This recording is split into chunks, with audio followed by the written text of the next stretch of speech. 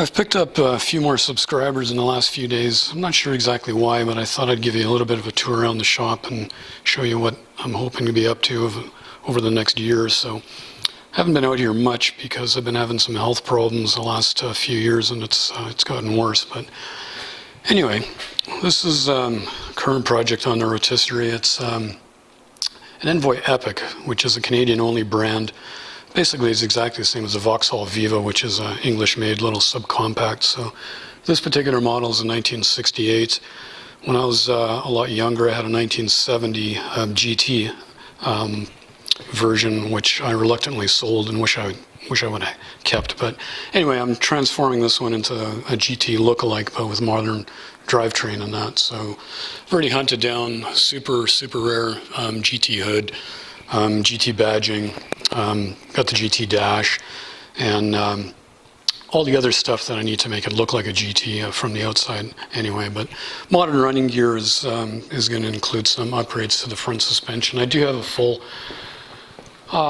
full front suspension setup and steering from a GT, which has got the sway bar and the better shocks and bump stops and heavier duty than the regular, and it's got disc brakes on it. But I'm going to a Willwood disc brake setup, and actually, what did I do with it? I had it around here somewhere.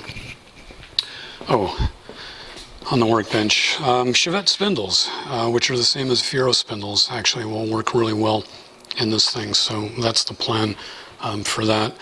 Rear end, you can see, it's going to be a 9-inch. Got it on a narrowing jig right now. I'm still working out the details of that.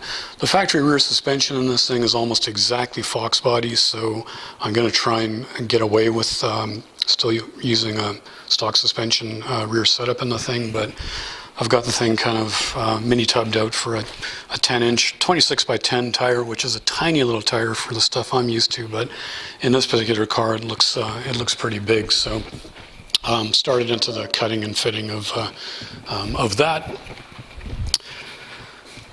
And street wheels are going to be the RO style, which just anything else wouldn't look right on it. So I've got a set 14-inch wheels here from an MG. That MGB, to be more specific, has a different bolt pattern, which has caused me all kinds of grief because a 4 by 4.5 inch bolt pattern is not a very common thing in North America. But I've got some 15 by 8 hoops, and those centers will fit in there nicely. So that'll be a 15 by 8 on the rear, and then I'm just going to run the 14 by 5.5, I think they are, on the front with a short tire. For engine, you know, that's kind of where we started this whole video. This is just a plastic mock-up engine, but I've got an LS2 out of a GTO, and if you look at the headers, you can see, you know, what I've got in mind for that. And if you've seen the headlight funnels already on the front, you get an idea of what we're going to try and do there too.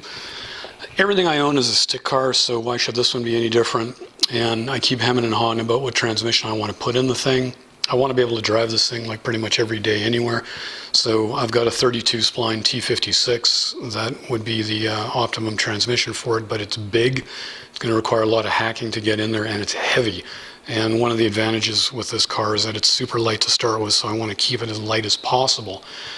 And it's going to be an 850 car. I'm not going to put an SFI chassis into it because I just don't like the idea of driving with a funny car cage on the street, because without a helmet, that's just a death trap. So it'll be an 850 cage and 850 limited. So if I can keep this thing light enough, then it'll only take maybe 800 wheel horsepower to get where I want to get. And with that and a couple of turbos, that's not going to be very hard to do.